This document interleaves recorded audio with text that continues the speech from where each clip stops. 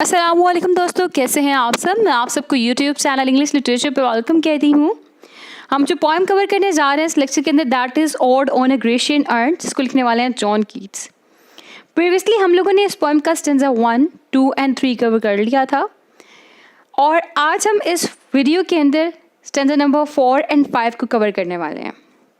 उन स्टेंजास में हम लोगों ने देखा कि पोइट ने एक ग्रेशियन अर्न देखा था। वो अर्न जो है उसको बड़ा अपीलिंग लगा, उस पर डिफरेंट पिक्चर्स बनी हुई थी और उसने उन पिक्चर्स को वन बाय वन एक्सप्लेन किया, उनको प्रेज किया, ठीक है, जिनमें बिलवर्ड थे एक और एक लवर था, जिनमें जो ट्री था फुल ऑफ लीव्स था उसकी शेडो दिखाई गई। उसके बाद उसमें म्यूजिशियंस दिखाए गए जो पाइपलिंग कर रहे थे, सो ऑन। आज हम देखेंगे कि आज यानी कि जो स्टेंजा 4 है वो स्टेंजा 4 के अंदर कौन सी पिक्चर प्रेजेंट कर रहा है। इसमें हम लोग को एक सेरेमोनियल प्रोग्रेशन नज़र आएगी, प्रीस्ट नज़र आएगा, एक अल्टर यानी कि कुर्बान गाह नज़र आएगी, जहाँ पे जो प्रीस्ट है वो गाय की कुर्बानी के लिए जा रहा है। क्लियर। तो एनी हाउ लाइन्स को देखें। कहता है Who are these coming to the sacrifice? वो कौन लोग हैं जो सेक्रीफाइस के लिए आ रहे हैं, कुर्बानी के लिए आ रहे हैं। To what green altar? O mysterious priest, कि इस ग्रीन अल्टर यानी कि कुर्बान गाह की तरफ वो mysterious priest. Let us know that heifer lowering at the skies and all her silken flanks with the garlands dressed। अब क्या हो रहा है जी, हमारे पास जो अर्न है वहाँ पे एक प्रीस्ट बना हुआ है। प्रीस्ट कहीं को जा रहा है, दिखने में ऐसा महसूस होता है। अब हमारे जो पोइट हैं वो क्वेश्चन पूछते हैं प्रीस्ट से कि तुम कहाँ जा रहे हो, ठीक है। और क्लासिकल टर्म्स में, क्लासिकल टाइम्स के अकॉर्डिंग जो ग्रीन अल्टर है ना, वो वर्ड यूज़ किया जाता था उन प्लेसेस के लिए जहाँ पे एनिमल्स को सेक्रीफाइस किया जाता था, जहाँ पे सेक्रीफाइसेस दी जाती थी। और ये ग्रीन इसको इसलिए कहा गया क्योंकि यहाँ पे डिफरेंट काइंड ऑफ लीव्स और वेजिटेशंस वगैरह से इसको कवर किया जाता था जो इसको ग्रीन लुक देती थी, ठीक है। तो इसलिए यहाँ पे वर्ड यूज़ किया गया टू वर्ड ग्रीन अल्टर, ठीक है, कि कौन चीज़ है, कौन सी ऐसी चीज़ है जो कि ये करने जा रहे हैं ग्रीन अल्टर की तरफ, यानी कि सेक्रीफाइसिंग के लिए। फिर यहाँ पे वर्ड हाइफर यूज़ किया गया है। हाइफर कहते हैं काऊ को, और ये प्रीस्ट से क्वेश्चन पूछ रहा है कि तुम इस काऊ को कौन से ग्रीन अल्टर की तरफ लेके जा रहे हो, मतलब किस जगह पे कुर्बान करने के लिए लेके जा रहे हो। अब यहाँ पे लिखा है ना all her silken flanks with garlands dressed. यहाँ पे बात की जा रही है काऊ की, कि काऊ की जो अपीयरेंस है कितनी है, कितनी खूबसूरत से बनाया हुआ कि उसे गार्लैंड बनाया हुआ है फ्लावर्स के। तो इट मीन्स ये जो काऊ है इनके लिए एक होली ऑब्जेक्ट है जो कि गॉड्स के लिए लेके जाया जा रहा है, वहाँ पे गॉड्स के लिए इन्होंने सेक्रीफाइस करना है इसको। तो इन शॉर्ट इन 4 लाइन्स के अंदर एक ऐसा सीन प्रेजेंट किया गया है जिसके अंदर एक प्रीस्ट एक काऊ को लेके सेक्रीफाइस के लिए अल्टर की तरफ जा रहा है, ठीक है। और अल्टर उस जगह को कहते हैं जहाँ पे लोग कुर्बानी दिया करते थे, डिफरेंट काइंड ऑफ ऑफरिंग्स, ठीक है, दिया करते थे, किसके लिए, गॉड्स एंड गॉडेसेस के लिए, ग्रीक के अकॉर्डिंग। अब जिस काऊ को ये अपने साथ लेके जा रहा है वो काऊ जो है वो मूइंग कर रही है, मतलब काऊ जो अपना वोकल साउंड प्रोड्यूस करती है ना, उसको कहते हैं, यहाँ पे लिखा है वर्ड लोइंग। लोइंग मतलब होता है मूइंग करना, अपना काऊ का वोकल साउंड प्रोड्यूस करना। और वो जो काऊ है उसको गार्लैंड यानी फ्लावर से सिखाया, उससे जाया हुआ है। और कहाँ पे, फ्लैंक्स यानी कि उसकी टांगों को, जो काऊ की टांगें हैं उसको फूलों से कवर किया हुआ है, ठीक है। एक पिक्चर ये थी हमारे पास सामने आ गई जो कि एक रिलीजियस सेरेमनी की पिक्चर थी। इसके अलावा सेकंड पिक्चर देखें, कहता है what little town by river और सी शोर और माउंटेन बिल्ट विद पीसफुल साइटेडल। साइटेडल कहते हैं एक फोर्ट को, एक पुराना किला, जिसको हम लोग उर्दू में अक्सर किला बोलते हैं, जो कि गलत है, इसको कला कहते हैं, ठीक है। अब यहाँ पे जो ग्रेशियन अर्न है उस अर्न के ऊपर हम लोगों को कुछ लोग जो हैं वो इकट्ठे दिखाई दे रहे हैं, जिनके लिए यहाँ पे इसने वर्ड यूज़ किया what little town by river और सी शोर और माउंटेन बिल्ट विद पीसफुल साइटेडल। यानी जो लोगों का ग्रुप है वहाँ पे उसके लिए इसने लिटिल टाउन का वर्ड यूज़ किया। और वो पूछ रहे हैं जो लिटिल टाउन है ये रिवर और सी शोर के जो करीब रह रहे हैं कौन है। और ये लाइन जो है ये रिलेट करी प्रीवियस लाइन्स के साथ क्योंकि शुरू पे उसने कहा who are this coming to the sacrifice, sacrifice के लिए कौन लोग आ रहे हैं। ये लोग जो है ये लिटिल टाउन है, छोटे से टाउन से आए होंगे। और ये टाउन कहाँ पे, कहता है यहाँ तो रिवर के पास होंगे, यहाँ पर सी शोर के पास रहते होंगे, यहाँ पर पहाड़ों के अंदर एक बहुत ही पीसफुल जो कला बना हुआ है वहाँ पर रहते होंगे। Is emptied of this folk this pious मॉन्ड।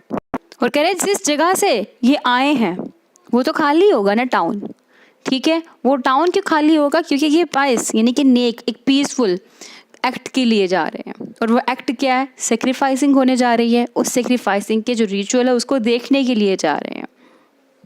और यहाँ से हम लोगों को जो एंशियंट ग्रीक्स के लोग हैं उनकी नेचर को भी हाईलाइट किया गया कि वो क्या थे। वो ऐसे लोग थे जो डिफरेंट काइंड ऑफ गॉड्स पे बिलीव किया करते थे। ह्यूमन लाइक गॉड्स थे और ऐसी चीज़ों के नेचर को रिप्रेजेंट करते थे, जैसे कि सूरज हो गया, सीजन्स हो गए, वो इन सबको देवी देवता माना करते थे, ठीक है। इनके लिए कुर्बानी दिया करते थे और इस चीज़ को वो एक रिचुअल एक्ट कंसीडर किया करते थे। उसी एक्ट को यहाँ पे डिपिक्ट किया हमारे राइटर ने। और क्योंकि ग्रीशियन अर्न है, वो अर्न जो कि ग्रीस से बिलोंग करता है और ग्रीक के रहने वाले लोगों को हाईलाइट कर रहा है, इसलिए यहाँ पे भी ये एक एंशियंट ग्रीक की हिस्ट्री को डिपिक्ट किया गया है। और हुआ क्या है जी, सारे लोग जो टाउन के थे वो अपने टाउन को छोड़ के आ गए कुर्बानी के लिए। तो अब पोइट कहता है and little town the streets for every more will silent be and not a soul to tell why thou art desolate can e'er return। अब यहाँ पे वो जॉन कीट्स कह रहा है लिटिल टाउन से कि तुम तो खाली हो चुके हो, लोग सारे के सारे सेक्रीफाइस के लिए चले गए हुए हैं और तुम हमेशा ऐसे खाली ही रहने वाले हो। विल साइलेंट बी, तुम हमेशा ही खामोश रहोगे, तुम्हारी गलियाँ हमेशा खाली रहेंगी। और क्योंकि पोएट को नहीं पता ये सेक्रीफाइस किसके लिए किया जा रहा है, तो कहते हैं and not a soul to tell, और यहाँ पे कोई भी ऐसी सोल मौजूद नहीं होगी जो बता सके वाई दो आर डेजोलेट, कि तुम जो क्यों खाली हो, कैन रिटर्न, और क्या मतलब एवर रिटर्न, और क्या कभी कोई लोग तुम्हारी तरफ लौट कर आएंगे। और ये जो होली डे है किस लिए परफॉर्म हो रहा है, ये रीज़न क्या है इस होली डे का, ये सब कुछ कोई भी नहीं बता पाएगा, कोई भी इन्फॉर्म नहीं कर पाएगा, क्योंकि कोई यहाँ पे आएगा ही नहीं। क्यों, क्योंकि आर्ट पे जो पेंटिंग बनाई गई हुई है वो तो एवर लास्टिंग है ना, और उसके अंदर कोई भी चेंजेस नहीं आ सकती, वो परमानेंट है। जैसे कि अगेन मैं बार बार रेफर कर रही हूँ आपको सर फिलिप सिडनी के आइडिया, जो कि मैंने आपको फर्स्ट लेक्चर में ही बताया था कि जो नेचर का गार्डन है उसको ऑटम आता है, जो पोएट का गार्डन है वो एवरग्रीन है। जो नेचर का गार्डन है, जो नेचर की सोल है, उसके अंदर तो मतलब पत्ते भी मुरझा जाते हैं, वो हमेशा परमानेंट नहीं रहता। लेकिन जो पोएट है और जो आर्टिस्ट है उसका जो गार्डन है वो हमेशा परमानेंट रहता है, ठीक है। क्यों, उसमें कोई डिके नहीं है और वो इमेजिनेशन से तैयार किया गया होता है, फैंटेसी से तैयार किया गया होता है, और जैसा लिख दिया होता है वो वैसा ही रहता है। जैसे अब ये poem respective poem odd on a Grecian earn कब लिखी गई थी, 1819 में लिखी गई थी, ठीक है। और स्टिल अगर हम अब भी पढ़ते हैं तो ये पोएम इज़ स्टिल अलाइव, और पोएम में जो नेचर की बात की गई है अभी तक पढ़ी जा रही हैं। इसीलिए वो कहता है कि एक मतलब फॉर एग्जांपल एक literary piece of work produce कर दिया जाता है ना, तो जब तक वो सर्वाइव कर रहा था तब तक वो जिंदा है। और जिंदा कब तक है, यानी कि अब पोएम 1819 में लिखी गई है, अब तक पढ़ी जा रही है, it means it is still alive, it means it is immortal, ये कभी भी ख़त्म नहीं होने वाली पोएम। तो इसलिए वो कहता है कि जो लाइफ है वो मोर्टल है, आर्ट उसको इमोर्टलाइज करती है। और यहाँ पे जब वो and little town the streets for evermore will silent be ये लाइन यूज़ कर रहा है, तो इट मीन्स वो टाउन से डायरेक्टली एड्रेस कर रहा है, ठीक है। कि जैसे टाउन उसकी बात सुन रहा है और वो टाउन उसको आंसर देगा। और सुनने किसकी सलाहियत होती है, किसकी कैपेसिटी होती है, एक ह्यूमन बीइंग की कैपेबिलिटी होती है ये। तो वही कैपेबिलिटी इसने रेफर की है टाउन को, तो इट मीन्स इसने नॉन लिविंग चीज़ को लिविंग चीज़ की क्वालिटी दे दी है। तो यहाँ पे जो लिटरेरी टर्म यूज़ की गई, जो फिगर ऑफ स्पीच यूज़ की गई, that is personification। Clear, poetic devices, literary term, figure of speech, ये सब कुछ जो है ना इंटरलिंक्ड वर्ड्स हैं। अब नेक्स्ट स्टेंजा देखिए, स्टेंजा 5 कहते हैं O Attic shape fair attitude with brede. अब यहाँ पे उसकी एक्सक्लेमेशन नज़र आ रही है, एक्साइटमेंट नज़र आ रही है, और इसमें हम लोगों को जो वोवल साउंड आई है उसकी रिपीटेशन भी नज़र आ रही है। Attic shape fair attitude with breed, ठीक है, इनमें आई की रिपीटेशन नज़र आ रही है हम लोगों को। और जिस वर्ड के अंदर, सेंटेंस के अंदर, लाइन के अंदर हम लोगों को रिपीटेशन वोवल साउंड की सुनाई दे सेम लाइन में, उसको हम कहते हैं एजोनेंस। ऐसे हम लोगों ने previously more happy love, more happy, happy love, वहाँ पे ओ के साउंड की रिपीटेशन हो रही थी, देखी थी, तो वो भी एजोनेंस की एग्जाम्पल थी। ठीक है, तो assonance is the repetition of vowel sounds in the same lines of poetry. Clear? तो यहाँ पे हम लोगों को इस लाइन के अंदर आई की रेपिटेशन नजर आई, तो इट मीन्स हमारे पास यहाँ पे एजोनेंस एक पोएटिक डिवाइस है, वो मौजूद है। क्लियर? इसके अलावा इसके अंदर हम लोगों को एक्साइटमेंट नजर आया, O Attic shape exclamation mark, fair attitude exclamation mark. ठीक है, तो इसका मतलब है हम लोग को यहाँ पे फिगर ऑफ स्पीच यानी कि एक्सक्लेमेशन भी नज़र आई है। और यहाँ पे हम देखते हैं ये एड्रेस कर रहा है ग्रेशियन अर्थ से, क्या यूज़ कर रहा है उसके लिए? एटिक शेप, फेयर एटीट्यूड, यानी कि इसने अर्न को कहते हैं मज़ीद गौर से देखा है और उसकी शेप की बात कर रहा है। और एटिक शेप इस तरह के शेप को कहते हैं जो आपको पिक्चर में अर्न नज़र आ रहा है। क्लियर हो गया? और फर्दरमोर एक और इंटरप्रिटेशन की जाए तो एटिक बेसिकली एथेंस को भी कहते हैं जो ग्रीस का कैपिटल था। ठीक है, तो एनी हाउ जो वर्ड ब्रीड है ये बेसिकली एक इंटरवोवन पैटर्न होता है, एक ब्रेड की तरह। अगर आपने बालों पे चुटिया देखी हो, ठीक है, वो क्या होता है, अंदर अंदर उलझी हुई होती है ना, इंटरवोवन हुई होती हैं, उस तरह का पैटर्न होता है ब्रेड। यहाँ पे क्या है, with brede of marble men and maidens overwrought. इसका मतलब ये है कि यहाँ पे मेन एंड वुमेन बनी हुई हैं मार्बल के साथ, इंटरवोवन हुई हुई हैं। ओवरऑड मतलब होता है टू कॉम्प्लिकेटेड, के बहुत कॉम्प्लिकेटेड पिक्चर्स उसके ऊपर क्राफ्ट हुई हुई हैं। और यहाँ पे अब बात की गई है कि जो अर्न है बेसिकली डिस्टिंक्टिवली वो ग्रीक अपीयरेंस रखता है, यानी कि एटिक शेप है वो उसकी, और fair attitude means graceful posture है इसका, जहाँ पे लवर्स हो गए, मेन हो गए, विमेन हो गए, उनको मार्बल के साथ क्राफ्टेड किया गया हुआ है और बहुत ही कॉम्प्लिकेटेड पिक्चर उनकी ड्रा की गई हुई है। फिर कहते हैं with forest branches and the trodden weed. अब यहाँ पे ये कह रहा है कि कॉम्प्लिकेशन किसके साथ वजह से आ रही है इसके ऊपर, कि इसके ऊपर बहुत ज़्यादा फॉरेस्ट ब्रांचेस बनी हुई हैं, इसके ऊपर ट्रॉडन वीड्स बने हुए हैं। तो इन शॉर्ट यहाँ पे कह रहा है कि जो हमारा अर्न था ये अर्न आदमियों से, मेन से, विमेन से, ब्रांचेस से, वेजिटेशन से, मतलब हर ग्रीनरी से भी भरा हुआ है। नेचर का इसने एलिमेंट डाल दिया इसके अंदर, और इसके अंदर पॉपुलेशन का एलिमेंट डाल दिया इसने। फिर उसके बाद कहता है thou silent form dost tease us out of thought as thought eternity cold pastoral. मतलब इन लाइन्स में जो पॉइंट है ना वो और ज़्यादा इंगेज कर रहे हैं अर्न को, और कह रहे हैं कि दो साइलेंट फॉर्म, कि तुम तो साइलेंट फॉर्म में हो, दो टीज अस ऑफ थॉट, तुम हम लोगों को बहुत ज़्यादा टीज़ कर रहे हो, परेशान कर रहे हो। टीज़ किस लिए कर रहे हो, परेशान किस लिए कर रहे हो? क्योंकि वो इसका कंपैरिजन कर रहा है इटर्निटी के साथ, the life hereafter, Eden के साथ, हेवन के साथ कंपेयर कर रहा है। तुम्हें देख के तो मुझे जो इटर्निटी है वो याद आती है, क्योंकि ये जो रियल वर्ल्ड है ये वर्ल्ड तो चेंज होने वाला है, तुम्हारा वर्ल्ड जो वो कभी भी चेंज नहीं होगा, और इटर्निटी भी एवर लास्टिंग रहती है, वो भी कभी भी चेंज नहीं होने वाली। और तुम्हें देख के मुझे कॉम्प्लिकेशन हो रही है, सोचें आ रही हैं दिमाग में, सोचें मुझे टीज़ कर रही हैं, परेशान कर रही हैं, फिर उसके लिए वो कॉल्ड पेस्टोरल का वर्ड यूज़ करता है। अब ये कॉल्ड पेस्टोरल इंपॉर्टेंट वर्ड है। पेस्टोरल मतलब जाहिर सी बात है नेचर का एलिमेंट आ गया उसके अंदर, ग्रीनरी देख रहे थे हम लोग, लीव्स देख रहे थे, वेजिटेशन देख रहे थे, सो ऑन, तो वहाँ पे पेस्टोरल यूज़ होता है। ठीक है, क्योंकि पेस्टोरल का कंसर्न होता है नेचर और सिंपल कंट्री लाइफ के साथ। और हमने यहाँ पे देखा पीसफुल टाउन्स थे, यंग लवर्स थे, ब्राइट और ग्रीन ट्रीज थे, ये सब पेस्टोरल हो गए। अब कोल्ड यहाँ पे रेफर कर रहा है पुट डाउन को, यानी कि अपनी जो इसने पहले बड़ी तारीफ़ें की थी, बड़ा उसने हैप्पीनेस के बारे में बात की, वार्म बॉडीज़ के बारे में बात की, इसका माइंड चेंज हो गया अब यहाँ पे। अब वो उसको एक्यूज़ कर रहा है, वो कहता है ये एक डिस्टेंट है, एक अनकेयरिंग अर्न है। ठीक है, क्यों? जो अपीलिंग तो लगता है लेकिन उसको अंडरस्टैंड करना, उसके बारे में सोचना बहुत मुश्किल है। बिल्कुल ऐसे ही प्लैनेट, ठीक है, कि प्लैनेट हम लोगों को अपीलिंग लगता है, जहाँ पे स्टार्स भी हैं, सारा यूनिवर्स है, हम लोग को बहुत अपीलिंग लगता है, बहुत खूबसूरत लगता है, हम लोग को कंफर्ट भी मिलता है, लेकिन जब हम उसके बारे में सोचते हैं तो बहुत ही कॉम्प्लिकेटेड है, हम इजीली उसको अंडरस्टैंड नहीं कर सकते।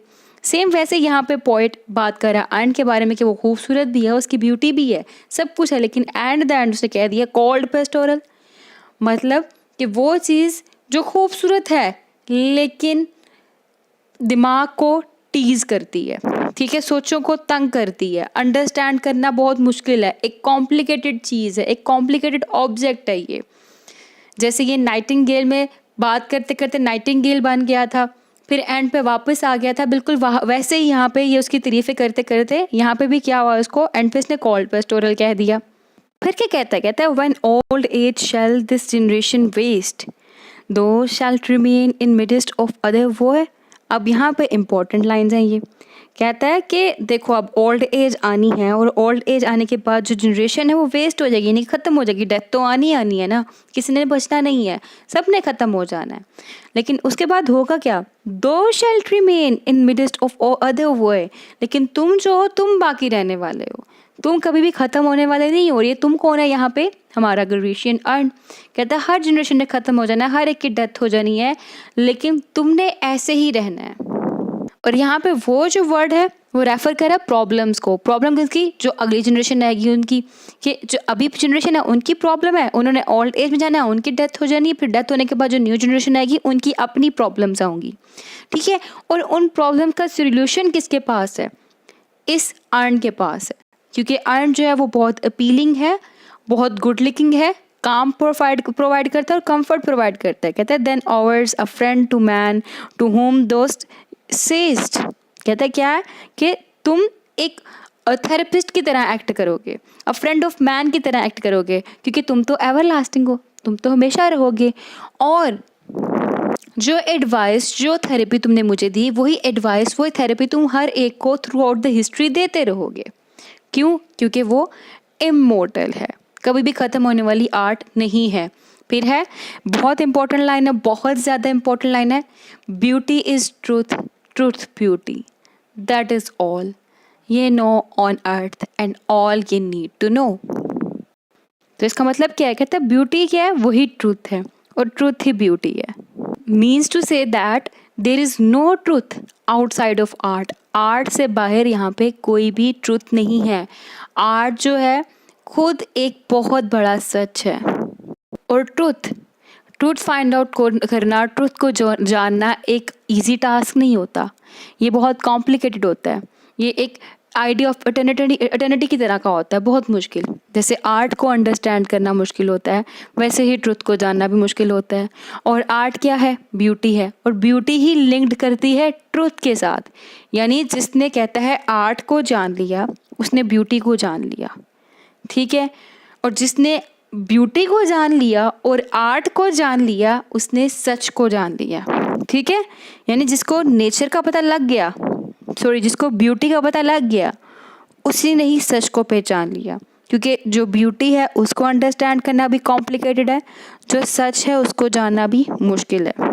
तो इसलिए कह रहा है beauty is truth, truth beauty, that is all ye know on earth and all ye need to know. कहता है तुम्हें किसी और चीज़ के बारे में नहीं सोचना चाहिए, तुम्हें सिर्फ और सिर्फ इसी चीज़ से कंसर्न करना चाहिए कि beauty is truth, truth is beauty. तुम्हारे लिए सिर्फ और सिर्फ यही नॉलेज, यही इन्फॉर्मेशन मैटर करती। तुमने इसको जान लिया तो इट मीन्स तुमने सबको ही जान लिया, सब कुछ तुम्हें पता लग गया। तो ये थी हमारी पोएम, जहाँ पे हमने देखा कि ब्यूटी ऑफ आर्ट की बात की गई, मोर्टेलिटी वर्सेस इमोर्टेलिटी की बात की गई, बताया गया वर्ल्ड जो है वो मॉर्टल है, आर्ट उसको इमोर्टलाइज करती है। इसके बाद destructive nature of time and transience of life की बात की गई, ठीक है।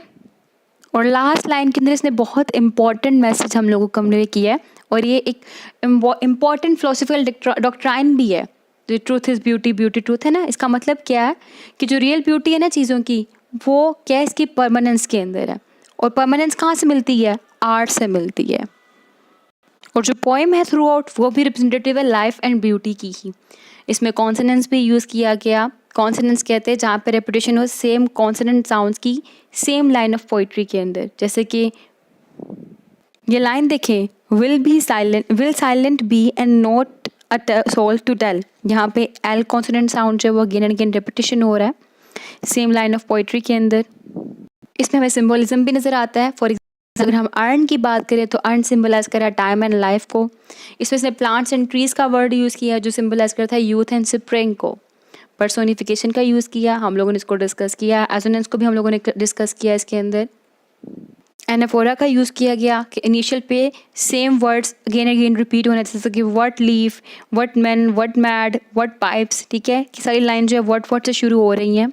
ऐसे ही अगेन यहाँ पे for ever piping, for ever warm, for ever painting, यहाँ पे भी फॉर एवर यूज़ किया जा रहा था अगेन एंड अगेन। ये भी एनाफोरा की एग्जांपल। इसमें अपोस्ट्रोफी का यूज़ किया गया। अपोस्ट्रोफी मतलब कोई भी नॉन लिविंग ऑब्जेक्ट उसको डायरेक्टली एड्रेस करना बुलाकर, ठीक है, जैसे कि ओ एटिक शेप, ठीक है, यहाँ पे डायरेक्टली एड्रेस करें नॉन लिविंग थिंग से, तो ये क्या हो गया, ये हमारे पास अपोस्ट्रोफी हो गया। ऐसे यहाँ पे दो स्टिल अनरेविस्ड प्राइड ऑफ क्वाइटनेस, दो फोस्टेड चाइल्ड ऑफ साइलेंस, ठीक है, यहाँ पे भी क्या कर रहे हैं, ये दो उसको बुला रहे हैं, एड्रेस कर रहे हैं, किसको, ग्रेशियन अर्न को मल्टीपल नेम्स के साथ। तो again it is an example of apostrophe. Clear? तो आई होप कि आपको ये जो पोइम है odd on a Grecian earn अच्छे से क्लियर हो चुकी होगी, इसमें कोई भी कन्फ्यूजन बाकी नहीं होगी। Thank you for watching this video. फिर मिलते हैं नेक्स्ट वीडियो में नेक्स्ट लेक्चर के साथ। तब तक दुआ में खास याद रखिएगा। अल्लाह हाफ़िज़।